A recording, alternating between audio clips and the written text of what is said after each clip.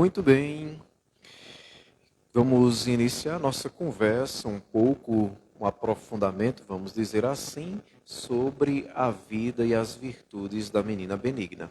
Para você que está aí nos acompanhando através da página do Facebook da paróquia do Menino Jesus de Praga, aqui de Juazeiro do Norte, eu sou o Padre Paulo, evangelista, vigário da paróquia de Senhora Santana, em Santana do Cariri, e também responsável pela comissão missionária em preparação para a beatificação da menina benigna.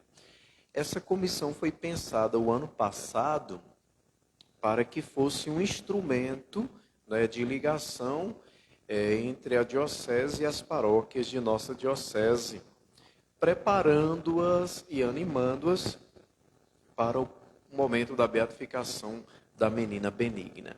É um momento muito especial na nossa igreja diocesana, mas especialmente as paróquias mais distantes não tinham um conhecimento mais aprofundado acerca da nossa heroína da castidade. Então pensou-se essa comissão missionária para que pudesse fazer essa visita nas paróquias de nossa diocese, refletir um pouco sobre a história e as virtudes da menina benigna.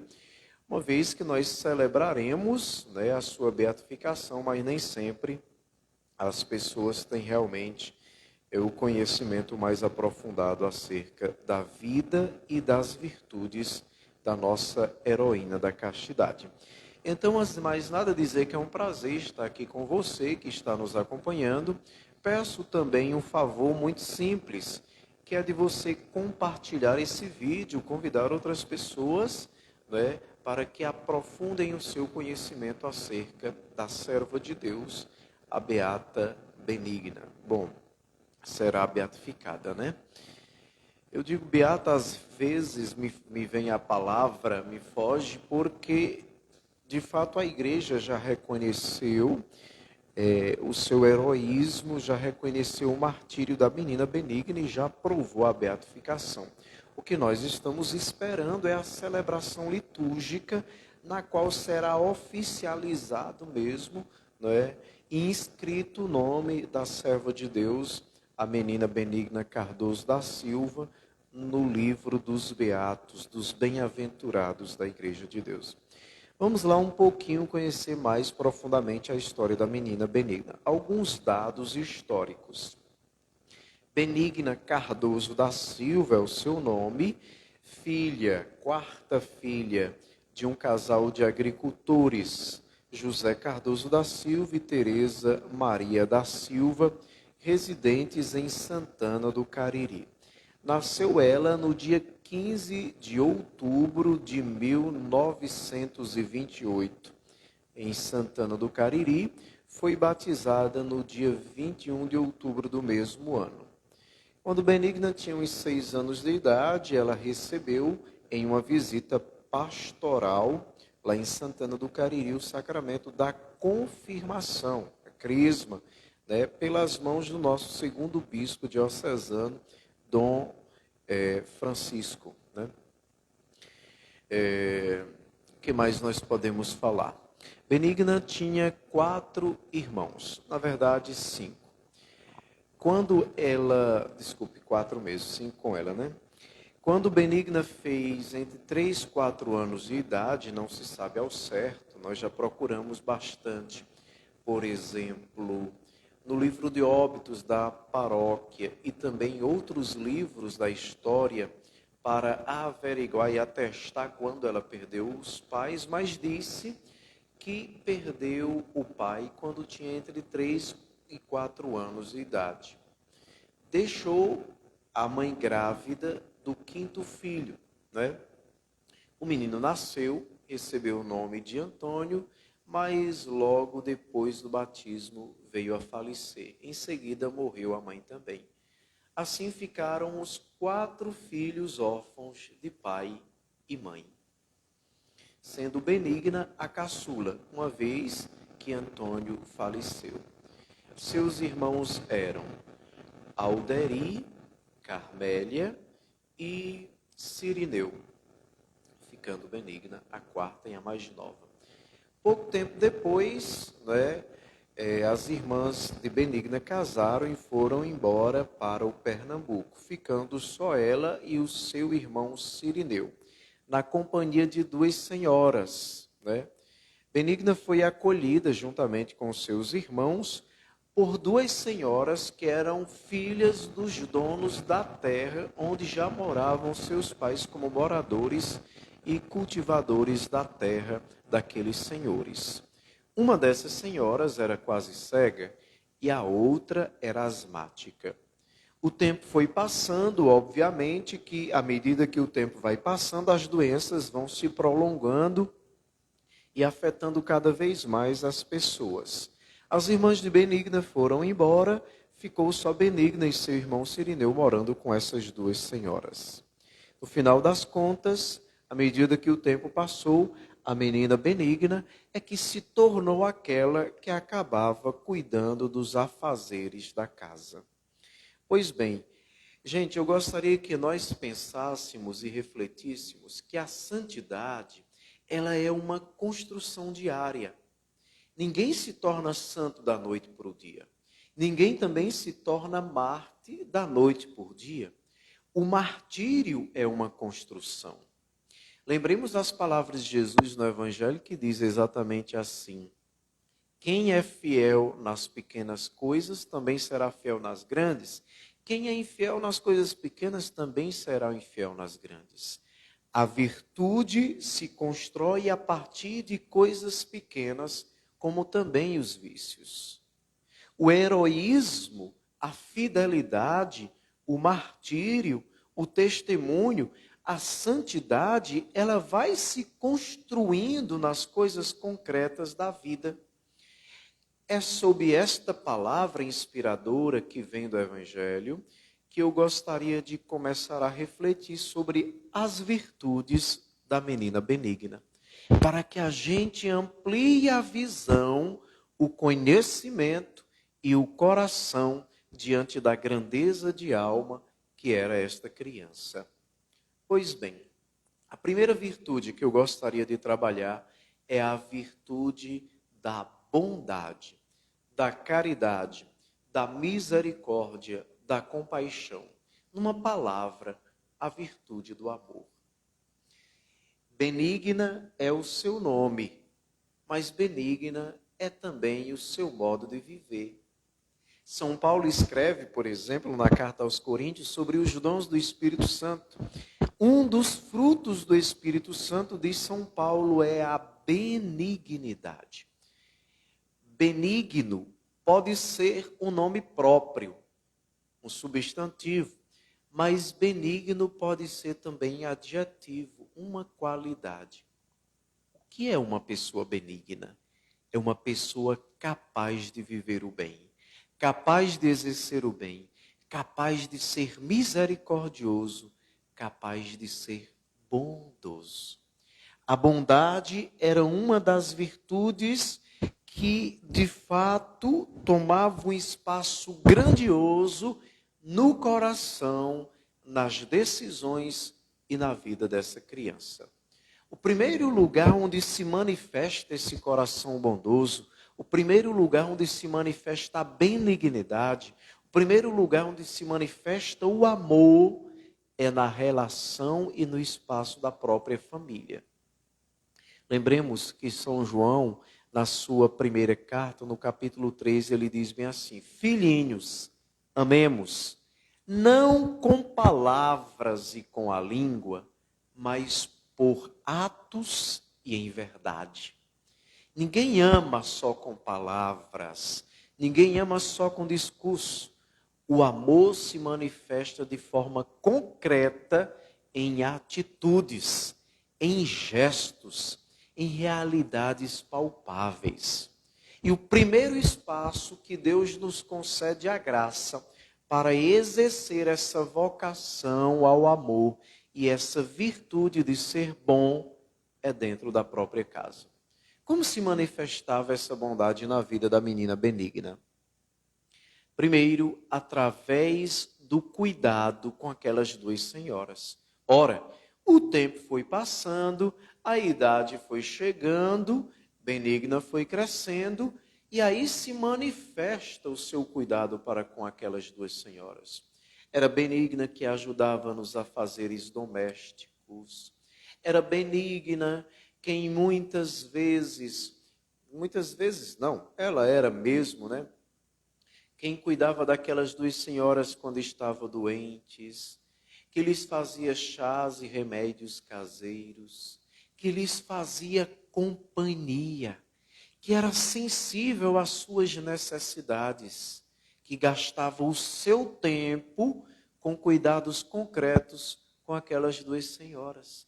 Era aí, nesse serviço do diário, doméstico, sensível e de companhia, que Benigna manifestava a benignidade, a misericórdia, a compaixão para com aqueles que moravam dentro de casa. Mas não só com as duas senhoras, também com seu irmão, que embora fosse mais velho do que ela, mas ela tinha esse prazer de cuidar e de servir. É aí que se manifesta, né, a sua bondade, a caridade, a misericórdia, a benignidade que havia no coração dessa criança. Mas não só. O coração de Benigna, que é um coração de cristão cheio de amor, se expande. É um coração grandioso. E a sua caridade se manifesta também na relação com as suas amigas de escola. Vamos lá. Havia uma senhora, amiga dela, que morava no mesmo sítio, né, que tinha o maior desejo de estudar, mas não, a sua mãe não prestava muita atenção nisso, e sua irmã não se dispunha a levá-la para a escola. Pois é, Benigna livremente assumiu o compromisso de levar aquela criança que era menor do que ela para a escola, cuidar dela na escola e trazer para casa. Quer dizer, o coração e os olhos dessa menina não estavam voltados para si, era voltado para os outros, capaz de se comprometer com a vida dos outros. Naquela época, todos nós sabemos que o modo de ensino, de avaliação e também de correção e disciplina dos alunos era diferente. Não é como hoje, que muitas vezes o processo educacional permite que o aluno faça tudo e mais um pouco, e o pobre do professor fica doido, agoniado, quase sem poder fazer nada. Naquela época, o modo de avaliação e também de correção e disciplina dos alunos era um modo um tanto doloroso para os alunos, né? Usava-se a palmatória. A palmatória, para de repente algum jovem que esteja nos acompanhando e não sabe o que é, era um pedaço de madeira, né, que se aplicava à punição com umas palmadas com esta madeira na mão da criança. Às vezes na sala de aula acontecia o seguinte: quando o aluno se destacava, era mais esforçado, educado, como era uma característica da vida da menina Benigna, muito centrada no seu estudo, muito educada com as pessoas, não é, muito respeitosa.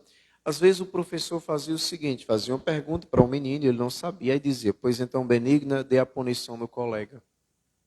As suas amigas dizem que ela ficava tão sensível diante da dor do outro, que chorava para não dar os bolos, era assim que chamava esse castigo, nos colegas. Mas, às vezes, oferecia a própria mão para apanhar no lugar do outro. Eu fico pensando, como é que uma criança é capaz de um coração desses, de colocar-se no lugar do outro, de receber o castigo? É o amor, é a caridade, é a bondade que residia no coração dessa criança. Mas o coração de Benigna se expandia também em bondade com a própria natureza. Ela não admitia que suas amigas maltratassem animais, nem outra qualquer espécie de vida. Por exemplo, dizem as suas amigas que quando tiravam flores, ela dizia: olha, para que é que você arranca as flores? Veja, em pouco tempo ela morre em suas mãos. se permanecesse lá, continuaria viva por mais tempo. Uma de suas amigas, que gostava muito de flores, disse que certa vez, quando ia para a escola, porque morava no mesmo sítio, iam sempre juntas à escola, encontraram um pé de mandacaru no meio da estrada que tinha uma flor e um fruto. E então, Dona Anaí, né, começou a pegar uma vara para tentar derrubar aquela flor, porque queria a flor. E começou a machucar também o fruto. E ela disse, Benigna tomou a vara, até me cutucou, dizendo, aí, repare se é bom, né? Não faça isso, não maltrate a plantinha. Veja, a pobre está chorando. E de fato começou a descer água, porque aquele fruto retém água. E a sua coleguinha começou a chorar também. Eu fico impressionado com o coração cheio de bondade, de amor, que era o coração de Benigna, que é capaz de se comprometer com toda espécie de vida.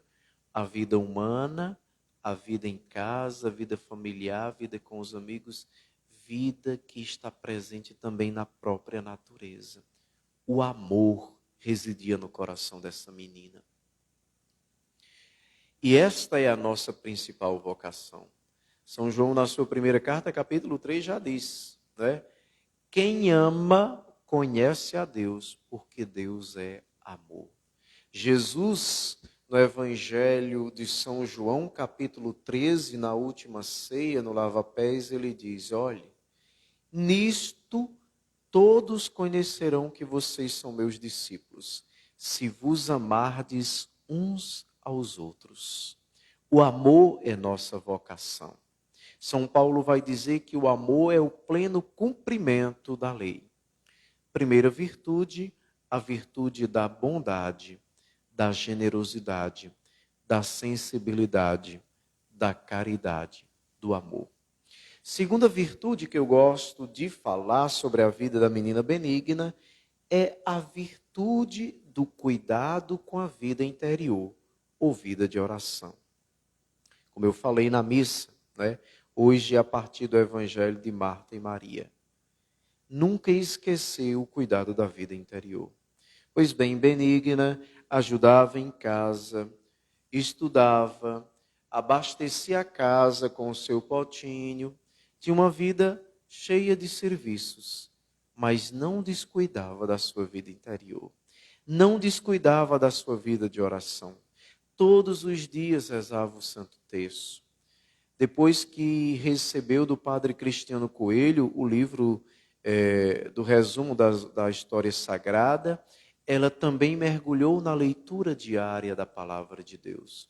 Todos os domingos ia a pé para a Igreja Matriz de Senhora Santana, pouco mais de 2 quilômetros, para participar da Santa Missa.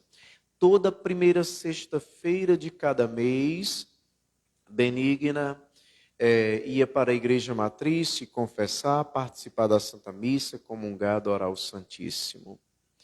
Né? Veja, no coração de Benigna existe o cuidado com a vida de oração. Ninguém chegará à santidade se não cuida da vida de oração.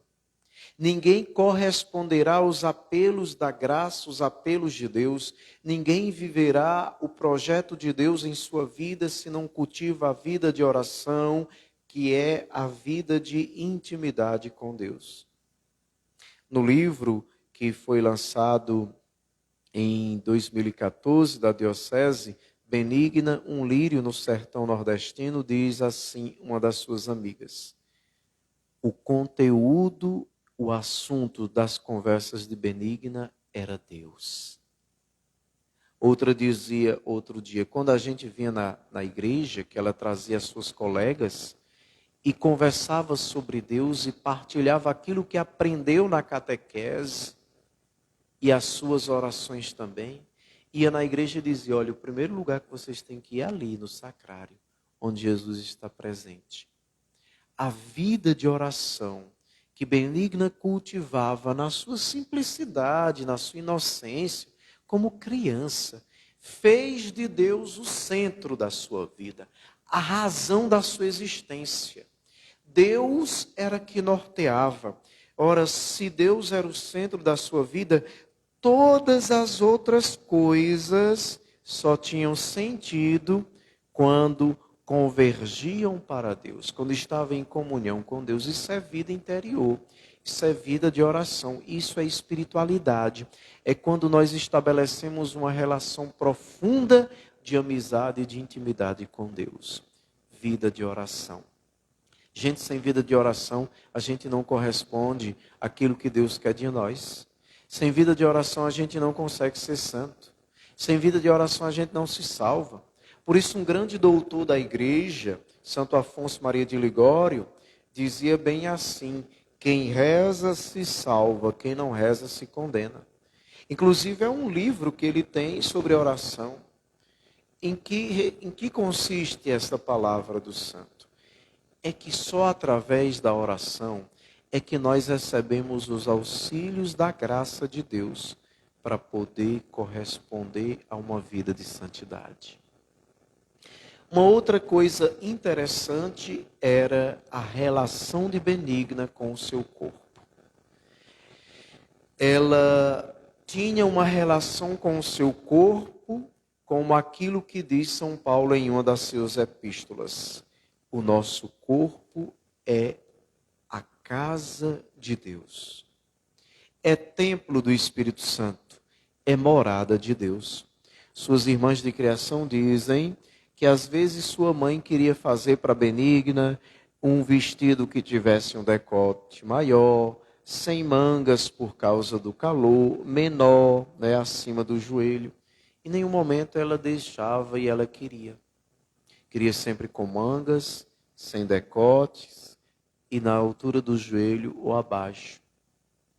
Porque ela enxergava o seu corpo como o templo do Espírito Santo.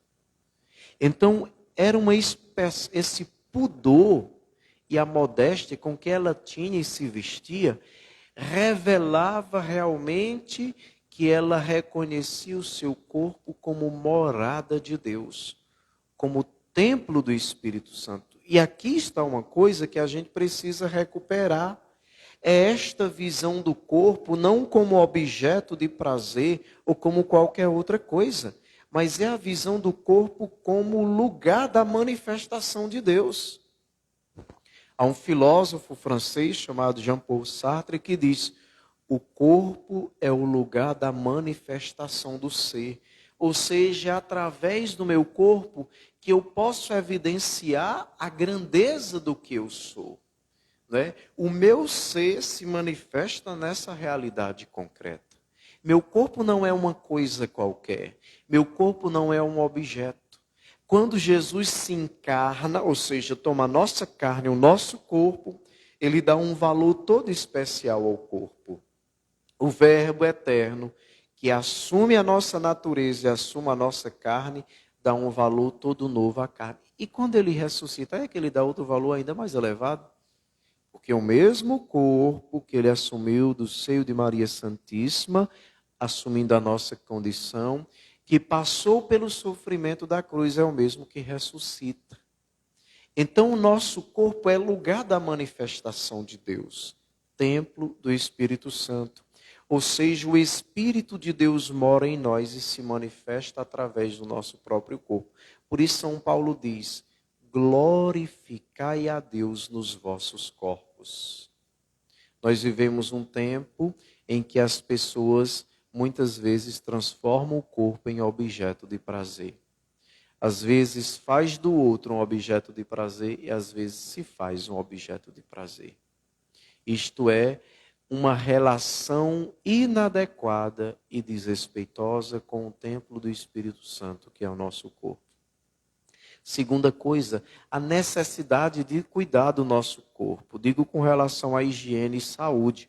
Faz parte da experiência cristã e do nosso modo de seguimento, né? Porque meu corpo é templo do Espírito Santo, é lugar onde eu posso manifestar a glória de Deus. Então vamos para uma outra virtude, já refletimos 3. Uma outra virtude que eu gosto de falar é a sua perseverança, né? E a sua firmeza em resistir às tentações. Veja, quando Benigna fez de 11 para 12 anos, Então começa o processo natural de mudança de corpo, como em todo mundo. Na mesma sala de Benigna, estudava um colega dela chamado Raul Alves, que era 4 anos mais velho do que Benigna. Isso significa dizer que quando ela fez 12 anos, Raul tinha 16 anos. Então Raul começou a se interessar por Benigna. Cresceu o olho em Benigna, se apaixonou, se interessava por ela. Então escrevia bilhetes e colocava no seu caderno. Às vezes fazia insinuações e gestos para a menina Benigna. Mas dizem as suas colegas e as suas irmãs que Benigna estava com o coração tão firme em Deus que não queria absolutamente esse tipo de relação amorosa e sexual absolutamente com ninguém. Foi nesse período, se vendo agoniada, angustiada por causa desses assédios, que Benigna procurou o padre do local, o padre Cristiano Coelho. Primeira coisa, o padre Cristiano Coelho aconselhou que ela mudasse para a cidade. Mas vocês lembram que eu falei que Benigna não tinha um coração voltado para si mesmo? Então, ela resolveu permanecer com aquelas 2 senhoras, porque a preocupação era, se eu deixar aquelas 2 senhoras, quem vai cuidar delas? Então permaneceu no mesmo sítio. Mas para poder manter-se firme e encontrar forças, o padre Cristiano Coelho deu então à menina Benigna um livro de histórias bíblicas. Por isso que eu chamo que é uma espécie de resumo da Bíblia Sagrada. Foi ali, queridos, apoiada na vida de oração e na leitura contínua da palavra de Deus, que Benigna resistiu à tentação. Permaneceu firme em Deus. Permaneceu firme nos propósitos de Deus. Não desviou o coração, os passos, os olhos e a vontade da vontade de Deus. Isso me lembra 2 passagens da Bíblia Sagrada. Primeiro, é aquela de quando Jesus é tentado no deserto pelo demônio. Se vocês pegarem a Bíblia Sagrada, no Evangelho de São Mateus e também São Lucas, vocês vão perceber. Cada vez que o demônio propunha uma tentação para Jesus, Jesus arrebatava, e espantava, expulsava aquela tentação com uma citação da palavra de Deus. Era apoiado na palavra de Deus que Jesus resistia às sugestões do mal. No finalzinho do Sermão da Montanha, final do capítulo 7 do Evangelho de Mateus, depois de fazer um grande sermão em que Jesus diz coisas muito concretas para os discípulos, ele vai dizer: o homem que escuta as minhas palavras e não coloca em prática é como uma pessoa sem juízo, que vai construir uma casa e não faz alicerce. Se não tem alicerce, vem ventos, tempestades e chuva, enchente, a casa se acaba. Vem abaixo, porque não tem fundamentos sólidos, não tem firmeza. Ao passo que o homem que escuta a minha palavra e coloca em prática é como um homem prudente de juízo, que para construir a casa primeiro faz alicerce. Então pode vir chuva, enchente, ventos, tempestades e a casa não cai. Foi também firmada na palavra de Deus, ancorada na palavra de Deus, que Benigna resistiu à tentação. Última virtude é a virtude da fidelidade até o fim. No discurso que Jesus faz no Evangelho de São Mateus, um discurso escatológico, portanto, sobre os fins dos tempos, Jesus diz: olha, vocês vão sofrer muito, vão ser levados a tribunais, vão ser presos, vão ser humilhados, muitos inclusive vão ser mortos. Mas não se preocupe não, quem for fiel até o fim será salvo. Última virtude eu gosto sempre de falar: fidelidade até o fim. Era dia 24 de outubro de 1941. Benigna tinha 13 anos e 9 dias. Raul tinha 17. Durante a manhã, na escola, ela conversou com as colegas, perguntando se alguma delas poderia acompanhá-la no final do dia para buscar água na cacimba. Nenhuma podia. Raul escutou. Então tramou alguma coisa para tomar a menina Benigna de surpresa. De fato, ficou na estrada quando Benigna vinha voltando com o pote. Então Raul se apresentou e começou a assediá-la. Queria, por fim da força, que Benigna cedesse, entregasse seu corpo aos seus prazeres sexuais, aquilo que ele desejava, as ilusões, a vontade, os desejos que ele nutria por aquela menina. Então começou uma luta de Benigna com Raul. Benigna, com 13 anos de idade, 1,41 m de altura, magrinha, lutando contra um rapaz de 17 anos que estava armado com um facão. Uma luta corporal para que o seu corpo não fosse desrespeitado, para que a sua dignidade fosse mantida, para que não pecasse contra a castidade e para que não ofendesse o coração de Deus, para que a sua vida fosse mantida. Inclusive, nos autos do processo criminal, Raul diz que nem sabe de onde era que vinha tanta força daquela menina. Era a força de Deus, era a força do Espírito Santo, era o dom da fortaleza que estava repousando no coração dessa criança para que ela fosse fiel ao Senhor até as últimas consequências. Mas Raul, que queria por fim da força usá-la, então pegou o seu facão e primeiro deferiu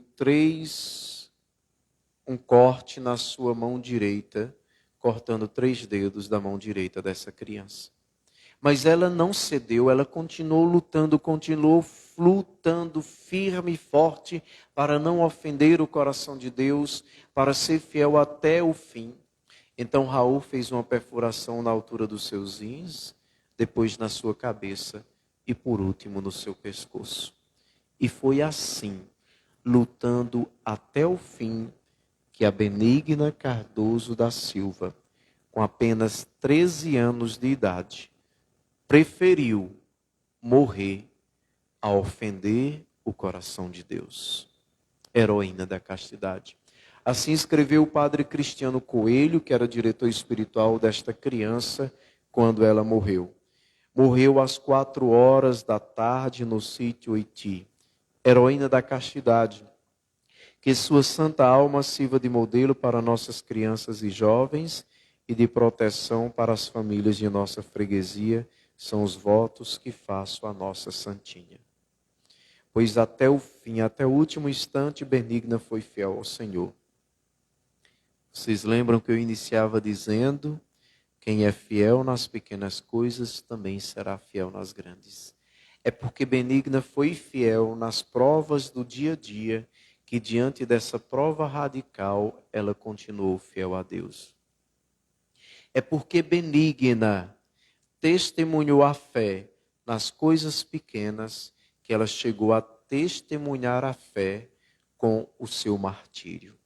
É porque Benigna enfrentou o suor das coisas pequenas do dia a dia para ser fiel a Deus, que ela chegou a derramar o sangue como sinal dessa fidelidade. E o que foi que aconteceu com Raul, padre?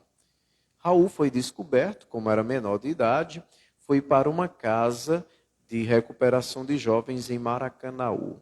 Lá passou um tempo, depois de cumprir sua penalidade, foi para São Paulo, se casou e constituiu família. Na década de 70, ele esteve lá em Santana. Foi até o cruzeiro, rezou, chorou, acendeu velas. E numa conversa com o padre, havia dito que havia sido uma loucura de jovem, de adolescente, mas que se arrependeu e que devia a sua vida a Benigna. Porque nos momentos mais difíceis da sua vida, era a ela que ele recorria e dela recebia as graças necessárias. Foi assim que Benigna respondeu àquele ato de crueldade, concedendo as graças que Raul necessitava. Até o ano de 2019, as irmãs de Raul, todos os anos, iam à Romaria de Benigna, agradecer graças que recebiam por intercessão da serva de Deus, a Marte Benigna. Pois bem, no ano de 2019, o Papa Francisco assinou o decreto reconhecendo o martírio da serva de Deus, Benigna Cardoso da Silva. A beatificação deveria ter acontecido em outubro de 2020, mas veio a pandemia. Por isso nós vamos celebrar este ano, no dia 21 de outubro de 2022, quando celebraremos 81 anos do martírio da menina Benigna. A igreja está elevando a honra dos altares do Brasil à menina Benigna. Com a beatificação é isso que acontece, né? Depois da beatificação, pode ter um culto público, devoção pública à menina Benigna, no território nacional. Ou seja, em todo o território nacional, nós poderemos ter capelas, nós poderemos ter novenas, tridos, procissão da menina Benigna. Haverá uma missa própria da menina Benigna, que será celebrada todo dia 24 de outubro. Ou seja, ela será venerada publicamente em todo o território nacional. E o que será necessário, padre, para a canonização? Depois da beatificação, nós precisaremos de um milagre que seja aprovado pela ciência e pela igreja. Como é que esse milagre vai chegar? Se a gente pedir. Nas situações bem difíceis da vida, começa a pedir a intercessão da menina Benigna. Quem sabe você que está nos assistindo não será o agraciado que receberá uma graça especial e que elevará a nossa menina à honra dos altares do mundo inteiro com a canonização. 24 de outubro deste ano, 5 horas da tarde, será a celebração na Sé Catedral Nossa Senhora da Penha e vocês não podem faltar neste momento de graças e de bênçãos. Peço a todos que sigam as redes sociais da menina Benigna, no Instagram, no Facebook e no YouTube, todos a mesma coisa, Marte Benigna. Gente, olha, quando a igreja eleva alguém à honra dos altares, é porque a igreja reconhece que aquela vida é virtuosa o suficiente e que serve de modelo. Pois bem, que a gente aprenda a ter uma vida virtuosa, olhando para a vida simples e de fidelidade dessa criança. Essas foram algumas virtudes que eu quis partilhar com vocês. Espero que tenha ajudado vocês a crescerem, conhecerem cada vez mais a heroína da castidade. Peço a você que está nos assistindo ou que vier assistir, que compartilhe esse vídeo para que outras pessoas aprofundem o conhecimento e se prepare para a grande celebração da beatificação da primeira beata da história do Ceará. Um abraço a todos, Deus os abençoe e os guarde, em nome do Pai, e do Filho, e do Espírito Santo. Amém.